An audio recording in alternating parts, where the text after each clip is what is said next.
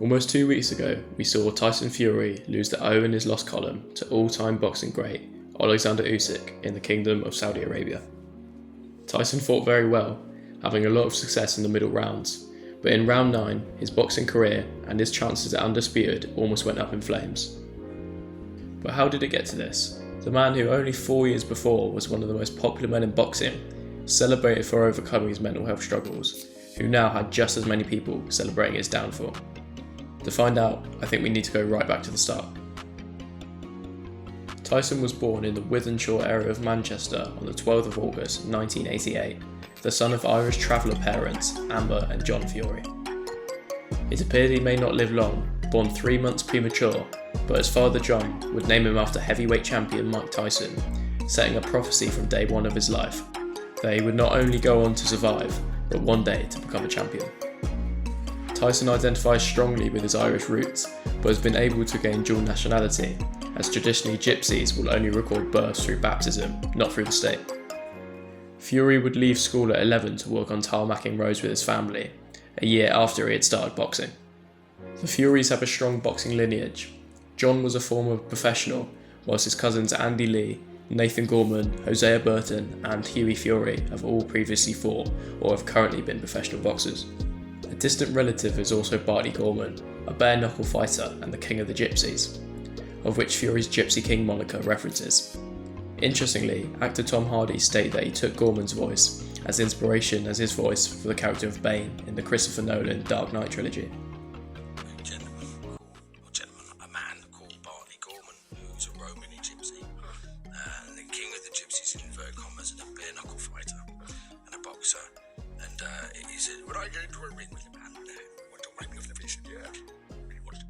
Tyson would have a strong amateur career, however he would be somewhat overshadowed by GB Golden Boy David Price.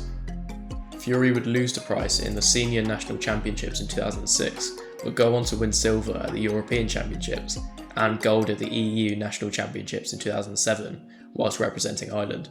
He would also win the English National Championships in 2008, but miss out on selection to the 2008 Olympics in Beijing to David Price. Disillusioned with amateur boxing, Fury decided not to wait until London 2012, instead turning pro. Fury would make great progress in the pro ranks with 7 consecutive KOs before facing the experienced John McDermott for the English title in 2009. Many thought Fury lost the fight, but he was given the decision and continued to advance. Fury would fight twice more before rematching McDermott on the 25th of June 2010. The improved Fury would stop McDermott in round 9, having knocked him down 3 times. Fury's next big fight would come against the undefeated British heavyweight champion, Derek Chisora. Chisora was the favourite at the time, but Fury would set the record straight, dominating Chisora to a comfortable 12-round decision. A fight so comfortable that we would never need to see it again. From this point, Fury continued to progress towards a world title shot. In 2013, Fury would face former cruiserweight champion Steve Cunningham. Fury came out aggressively, leading to him being dropped heavily in round 2. Fury has since said that it was one of his toughest fights of his career, as he struggled to land on the smaller man, but he would show his championship heart by digging in and knocking out Cunningham. This set up a pay-per-view debut versus David Haye. However, Haye would pull out with injury twice. Instead, Fury would become European champion by defeating Derek Chisora in 2014, dominating even more than the first fight, forcing Chisora to be pulled out of the fight at the end of the 10th round. Luckily, we would never need to see the two fight again. Fury would fight once more before a world title shot, stopping Christian Hamer in round 5. Fury was a massive underdog, facing the long-reigning Vladimir Klitschko in November 2015 in Dusseldorf, Germany. However, Fury would employ mind games to great effect, unsettling Vlad. The infamous sauna story, complaining about the gloves and the ring canvas, threatening to call off the fight. This seemed to carry over into the ring, Fury putting on a masterclass, jabbing, feinting and moving all night to a comfortable points decision over the bamboozled champion.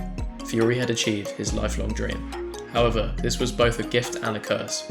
With the dream accomplished, Fury lost his purpose, gained weight and partied hard. The Klitschko rematch would never take place as Fury's mental health plummeted through 2016 and 2017. Fury would hit rock bottom, but would be motivated by those who said he could never come back, and in 2018 he would turn his life around, teaming up with Ben Davison and slowly shedding the weight he gained. He returned with 2 warm-up fights before challenging Deontay Wilder at the end of the year, which many thought was too premature. But Fury was ready, outboxing Wilder for the majority of the fight despite a knockdown in the middle rounds.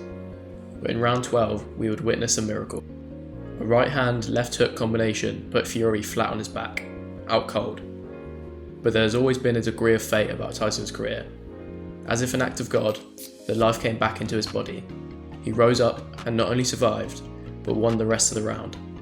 Fury should have become world champion that night, but it was ruled a draw.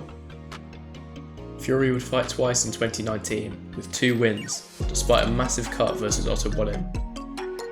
In February 2022, Fury would finally get his chance to rematch Deontay Wilder, changing trainers to Sugar Hill and adopting the more aggressive Kronk style. In a career best performance, Fury would decimate Wilder in 7 rounds to regain the world heavyweight title 1,548 days after dethroning Vladimir Klitschko. For me, this marked a turning point for Fury. Gone was the mental health advocate and fan favourite comeback king, replaced by more ego and bravado, similar to how he was before. Fury would not fight again until October 2021, as he was forced to fight Wilder again, despite dragging out negotiations with Anthony Joshua for all of that year.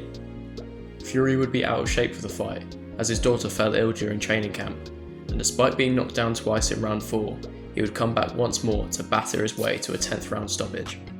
Fury would then face Dillian Whyte as his mandatory challenger, making negotiations difficult once more, leading to a strange build-up.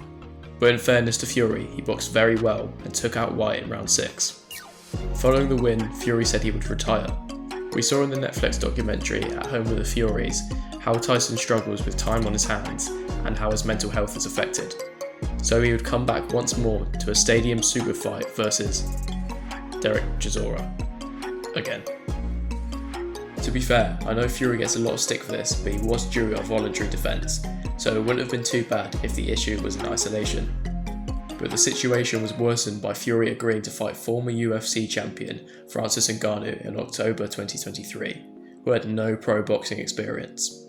Fury was evidently not threatened by Ngannou, coming in way out of shape, but Francis was hungry and performed way over expectation, knocking Fury down in round 3 and arguably winning the fight over 12 rounds. This may have been a blessing in disguise for Fury, a huge wake-up call to knock him back into gear for the biggest fight of his career versus Alexander Usyk. Another blessing in disguise may have been the cut he suffered in sparring in February, forcing the fight to get pushed back until May, giving Fury that opportunity to get in career best shape. But I did wonder if it was too little too late for the Gypsy King, when considering how relentlessly consistent Usyk has been throughout his career, never abusing his body the way Tyson has. When breaking down the fight stylistically, it looked truly interesting. Fury was evidently the much larger man at 6'9" and an 85-inch reach, compared to Usyk at 6'3" and a 78-inch reach. However, I believe the most interesting element was how Fury approached the fight. Stick and move a la Klitschko or Kronk style a la Wilder 2. For Fury, I believed he must be aggressive and look to hurt Usyk, and I predicted that he would at some stage. However, it was more stick and move. At first, I thought this made sense in order to utilise his 7-inch reach advantage.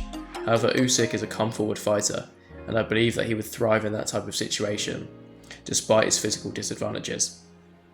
Equally, however, a more aggressive Fury would present openings for Usyk, and I saw Usyk fighting through difficult moments in the fight where he is hurt, and peppering Fury with the shots either side of his lead hand as Fury becomes more desperate, falling behind on the cards, leading to more opportunities and a more competitive, yet clear majority decision come the end of the fight for Usyk.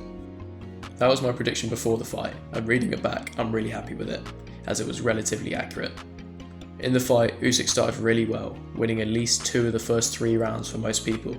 He wasn't dominating the rounds, but doing enough by backing Fury up with a jab and excellent footwork, and setting up opportunities to land his eye-catching backhand. However, from rounds 4 to 6, Fury took over, looking really relaxed in there and letting his right hand go at will, many to the body, but particularly straight through Usyk's guard with the uppercut, stunning Usyk in round 6. At the end of that round, I thought if the fight carried on that way, Fury may force a stoppage within the next couple. However, through Usyk's whole career, whenever he looked under any pressure, he would come out the next round and stem the tide. He did this in round 7. Fury still won the round, but the momentum was shifting.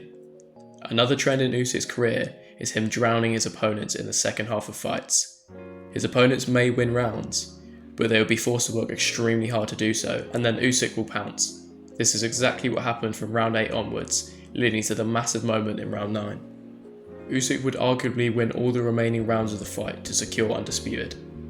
Fury said some questionable things immediately afterwards, but in his defence, I'm not sure it's the best idea to stick a microphone in the face of a man who has his adrenaline levels through the roof and probably has a concussion. Fury has since activated his rematch clause, clearly believing he can win the fight. At first glance, I'd agree. Fury looked the best he did in years and had Usyk undoubtedly hurt in round 6. If he was slightly more disciplined, who's to say he couldn't have finished the job? But after more thought, I think that's just the problem. To beat Usyk, I believe you have to knock him out. But if that does become Fury's aim, he risks expending even more energy. If the fight isn't over by round 7, Usyk will drown him again and maybe even take him out. It's all or nothing now for Fury. He's had an unbelievable career, but I must wonder whether his inconsistency outside the ring and his unpredictable character have finally caught up with him. A couple of years ago, it looked certain he would be the best heavyweight of this era. But Alexander Usyk, until October at least, has shown that if size matters, the elephant would be the king of the jungle. Thank you all so much for watching, and I hope you enjoyed the video. Let me know what you think is next for Tyson Fury, and I'll see you all again soon.